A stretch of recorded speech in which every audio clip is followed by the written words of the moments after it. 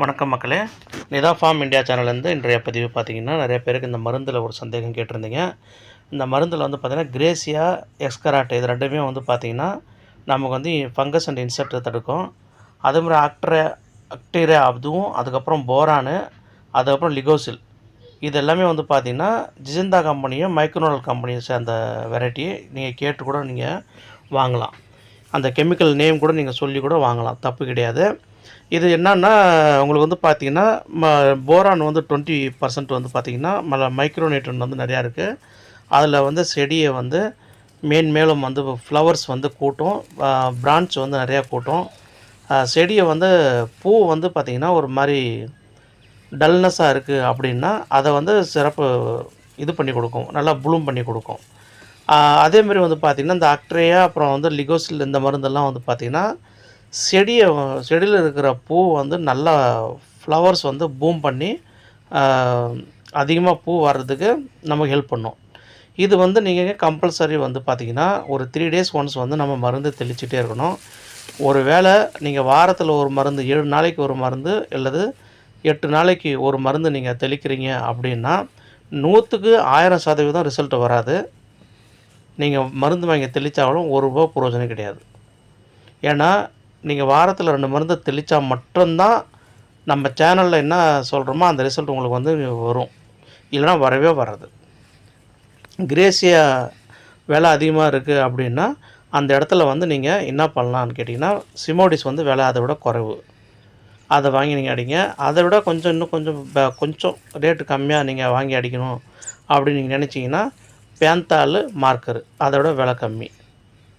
இது வந்து இந்த மருந்து தான் நம்ம வந்து செடிகளில் வந்து பூச்சி தாக்குதலும் புழு தாக்குதல் இல்லாமல் பார்த்துக்கும். இந்த மாதிரி நீங்கள் வாங்கி அடித்து பாருங்கள், உங்களுக்கு வந்து ஒரு நல்ல ஒரு ரிசல்ட் உங்களுக்கு கிடைக்கிறதுக்கான வாய்ப்புகள் அதிகம்.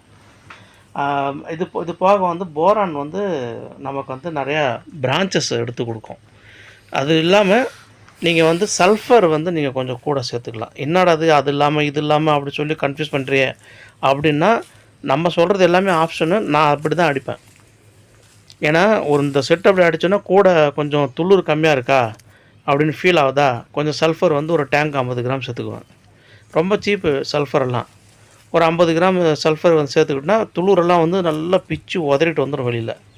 அந்த மாதிரி சேர்த்துக்கணும். அந்த மாதிரி சேர்த்துக்கிட்டால் நமக்கு வந்து இது என்ன சொல்கிறது, துளிர் வந்து நல்லா அதிகமாக இருக்கும். நம்ம துளிருக்காக அதுக்கு ஒரு மருந்து வாங்கி அது கஷ்டப்படுறதுக்கு வேலை இந்தமாதிரி நீங்கள் பண்ணுங்கள். இப்போ மருந்து அடிச்சிங்க, பூ வந்துக்கிட்டு இருக்குது, கொஞ்சம் துளிர் வந்து கம்மியாக இருக்குது, பூ வந்து நின்றுடும் போல் இருக்குது அப்படிங்கிற சந்தேகம் வருதா, ஒரு சல்ஃபர் வாங்கி அடித்து பாருங்கள். நல்லா பூவும் நல்லா பெருவிட்டாக வரும், நல்லா கலர் வந்து நல்லா ப்யூர் ஒயிட்டாக இருக்கும். துளிர் வந்து பார்த்திங்கன்னா, நம்ம தோட்டத்தில் வந்து எப்போவுமே பார்த்துங்க, ப்ராசஸிங் வந்து துளிர் வரணும், அரும்பு இருக்கணும், அந்த அரும்பு டெவலப் ஆகிக்கிட்டே இருக்கணும், நமக்கு ஃப்ளவர் அறுவடை நடந்துக்கிட்டே இருக்கணும். இந்த சுழற்சி வந்து நிற்கவே விடக்கூடாது நம்ம. அதனால தான் நம்ம தொடர்ந்து மருந்து அடிக்கணும் அப்படின்னு சொல்கிறதுக்கான காரணங்கள் வந்து இதுதான்.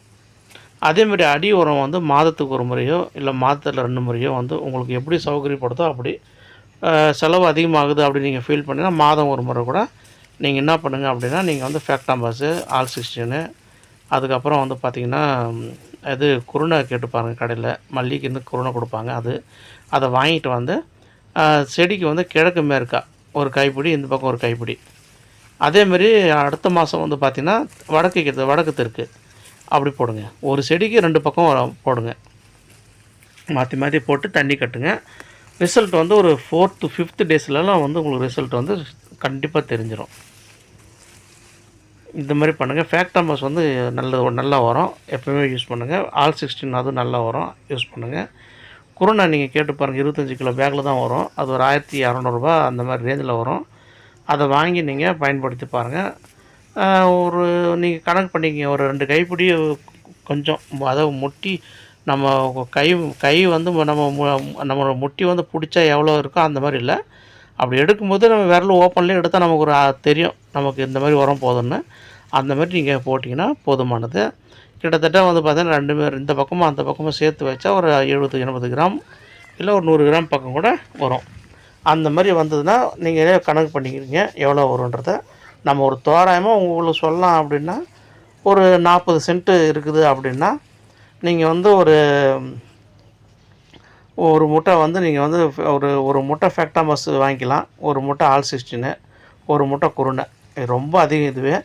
வாங்கி நீங்கள் வந்து நீங்கள் போட்டுட்டு ஓரளவுக்கு நீங்கள் கலந்து போட்டுகிட்டே வாங்க. மிச்சமாக இருந்தால் எடுத்து வச்சுக்கிங்க, அடுத்த முறை நீங்கள் யூஸ் பண்ணிக்கலாம். அதுமாதிரி நீங்கள் போட்டு பாருங்கள், செடிக்கு நல்லா சுற்றி சுற்றி போடுங்க. நல்லா போட்டிங்கன்னா நல்ல ஒரு இது இருக்கும், ரிசல்ட் வந்து கண்டிப்பாக 100% ரிசல்ட் இருக்கும்.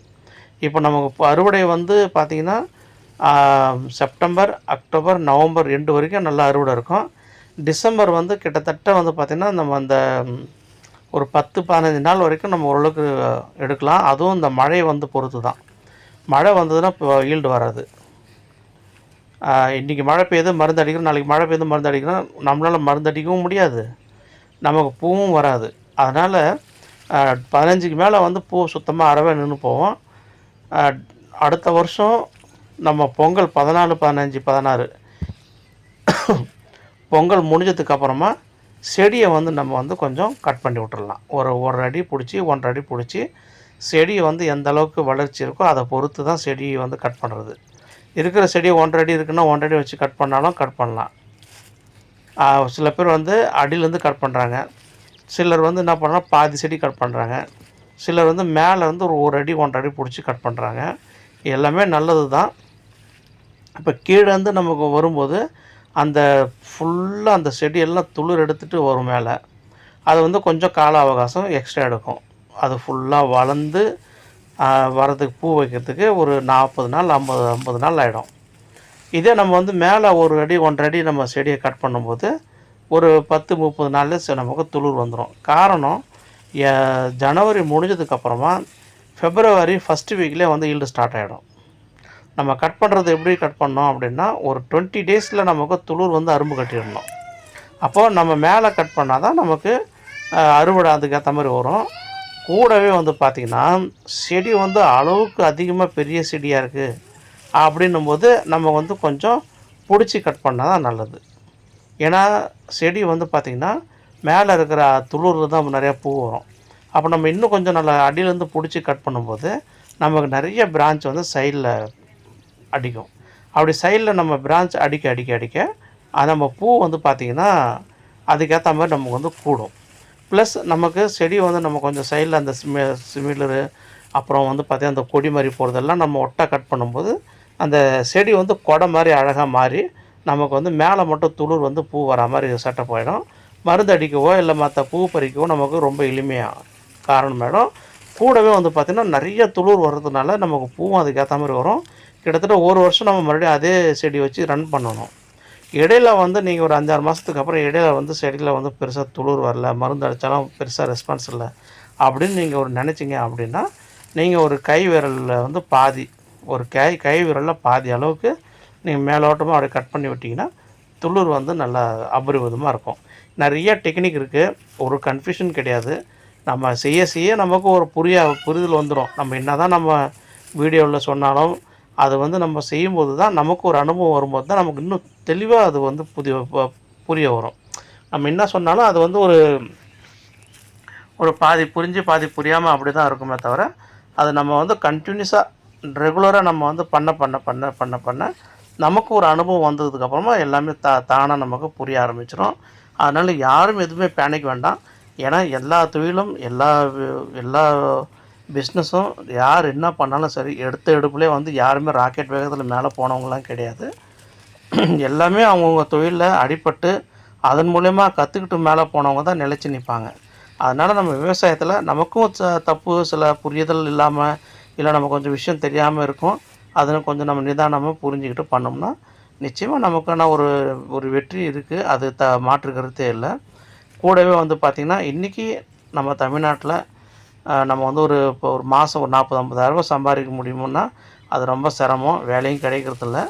நம்ம ஒரு 30 சென்ட்டு வச்சுருந்தாலே 2 லட்சம் அனுபவசாலிகள் 2 லட்சம் எடுக்கிறாங்க. நம்ம கொஞ்சம் புதுசு இருக்குது அப்படிங்கிறதுனால நமக்கு ஒரு 40லேருந்து ஒரு 50 ரூபா வந்தால் கூட நம்ம குடும்ப செலவுக்கும் குழந்தைங்கள படிப்பு செலவுக்கும் நமக்கு போதுமானதாக இருக்கும். மற்ற எல்லாமே வந்து பார்த்திங்கன்னா ஒரு ஏக்கருக்கு தான் ஒரு வருஷத்துக்கு 50,000 எடுப்பாங்க கரும்பில். நம்ம இது மாதமே வந்து நம்ம அந்த மாதிரி எடுக்க முடியும். அதுக்கு நம்ம என்ன பண்ணணும்னா சிரமம் பார்க்காம உழைக்கணும், சிரமம் பார்க்காம நம்ம மருந்து அடிச்சுக்கிட்டே இருக்கணும். ஆரம்பத்தில் நமக்கு செலவு கொஞ்சம் அதிகமாக இருக்கிற மாதிரி ஒரு தோரணை வரும். ஏன்னா அது செலவு இவ்வளோ செலவு பண்ணுறோமே அப்படின்னு. நம்ம மருந்து அடித்து கண்ட்ரோல் பண்ணால் மட்டும்தான் நம்மளால் ஈல்டு எடுக்க முடியுமே தவிர, செலவு கம்மி பண்ணி நம்ம பூ எடுத்துடலாம் அப்படின்னு நினச்சா தோல்வி தான் மிஞ்சும். இதை மட்டும் கொஞ்சம் நல்லா புரிஞ்சுக்கிட்டு நீங்கள் பண்ணிங்கன்னா நீங்களும் சரி. அது எனக்கும் இப்போ நான் சொல்கிறதெல்லாம் எனக்கும் ஒரு பாடம் தான். நான் எதுவும் உங்களுக்கு சொல்கிறேன் அப்படின்னு நீங்கள் நினைக்காதீங்க. எனக்கு நானே இது சொல்லிக்கிறது தான். நம்ம இன்றைக்கி செலவு கம்மி பண்ணிட்டு கொஞ்சம் எடுத்துடலாம் அப்படின்னு நினச்சோம்னா, நிச்சயமாக நம்ம ஒரு அன்றைக்கி பார்த்தீங்கன்னா ஒரு 200, 300 கிலோ அடிபட்டு போயிடும். அதனால் அது மட்டும் தவிர்த்துட்டு நம்ம வந்து விவசாயத்தில் மேன்மேலும் சிறப்பாக இருக்க நான் வந்து நம்ம சேனலை வந்து சப்ஸ்கிரைப் பண்ணுங்கள், லைக் பண்ணுங்கள், ஷேர் பண்ணுங்கள். Thank you so much. Bell icon button press பண்ணுங்கள். நன்றி.